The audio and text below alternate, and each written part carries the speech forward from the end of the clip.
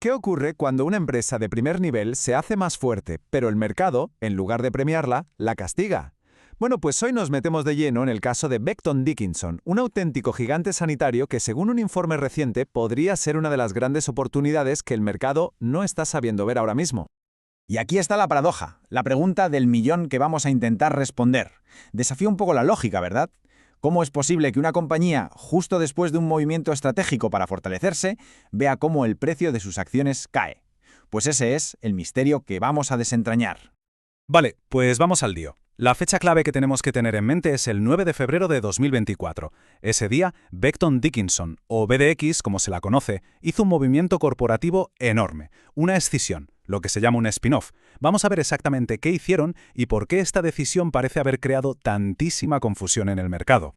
Y es que, claro, para poder entender lo que ha pasado con el precio, lo primero es entender a la empresa. Y la Becton Dickinson de hoy no tiene nada que ver con la que era antes de esa fecha. Ha habido una transformación. Y ese es el primer capítulo de esta historia. El cambio es brutal, de verdad. Pasamos de la antigua BD, que era una especie de conglomerado con muchas áreas diferentes, incluida una división de biociencias que dependía más de los ciclos económicos, a una nueva BD que es una especialista pura en tecnología médica, mucho más enfocada, mucho más ágil, y lo más importante es que ahora su negocio se basa en consumibles, productos que se usan una y otra vez. Esto la convierte en una empresa totalmente distinta y, según este análisis, mucho más atractiva. El mecanismo técnico que usaron tiene un nombre un poco raro, Reverse Morris Trust. Pero bueno, sin ponernos muy técnicos, para que nos entendamos, es una manera muy inteligente de separar una parte del negocio pagando muy pocos impuestos. BDS se deshizo de su división de biociencias, que acabó uniéndose a otra compañía, WaterScort. Y claro, con esta nueva estructura, la empresa ha lanzado una nueva estrategia con un nombre que la verdad suena muy potente. Excellence Unleashed, algo así como excelencia desatada.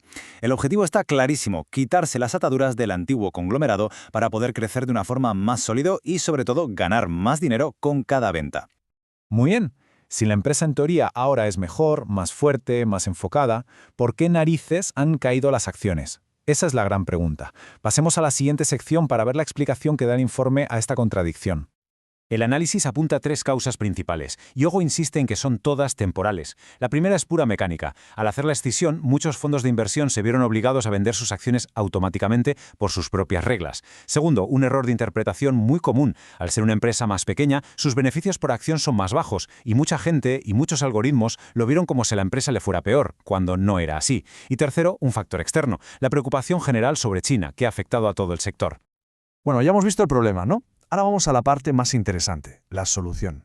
El informe basa todo su optimismo en tres argumentos clave, tres pilares que sostienen la idea de que el valor real de la acción debería ser mucho más alto. Y son estos tres: un negocio más fuerte y mucho más predecible, una gestión del dinero mucho más agresiva para beneficiar a los accionistas, y por último, la expectativa de que el mercado tarde o temprano se dará cuenta y valorará a la empresa como se merece. Vamos con el primer pilar, el negocio. Y aquí la clave, de verdad, está en este número, un 90%. El 90% de los ingresos de la nueva BD viene de consumibles, o sea, de productos que los hospitales y laboratorios compran, usan y tienen que reponer constantemente. Esto le da una estabilidad y una previsibilidad a los ingresos que es una auténtica maravilla. Segundo pilar, el capital. Es que la operación no fue solo un cambio estructural, no. Dejó en la caja de la empresa una inyección de dinero, bueno, impresionante. 4.000 millones de dólares en efectivo. ¿Y qué están haciendo con toda esa pasta? Pues lo mejor que podían hacer, ponerla a trabajar para crear valor. La mitad, 2.000 millones, para recomprar acciones, lo que hace que las que quedan valgan más. Y la otra mitad para quitarse deuda de encima, lo que hace a la empresa mucho más sólida financieramente. Vale, todo esto suena genial en teoría, ¿verdad? Un negocio más estable, más dinero, pero ¿cómo se traduce esto en números? Vamos a la prueba del algodón, que es comparar a Becton Dickinson con sus competidores directos. Aquí es donde la cosa se pone seria. A ver, esta tabla es la clave de todo. Aquí se compara a BDX con otros monstruos del sector usando una medida de valoración muy común, el PER. Y fijaos, mientras sus competidores se valoran a 17, 22 o casi 28 veces sus beneficios, BDX se queda en un modesto 13,7. La diferencia es que salta a la vista. Y si la tabla no lo dejaba claro, este gráfico ya es que es demoledor. La barra de BDX está a años luz de la media de sus competidores. Esta es la famosa brecha de valoración de la que habla el informe. Es la anomalía que, según este análisis, el mercado todavía no ha corregido. O sea, la idea no es que BDX tenga que ser la más cara del grupo, para nada. El argumento es mucho más simple. Esta diferencia tan bestia es exagerada. Incluso si se le aplica una valoración conservadora, solo un poquito por encima de donde está ahora, el potencial de subida del precio es muy importante.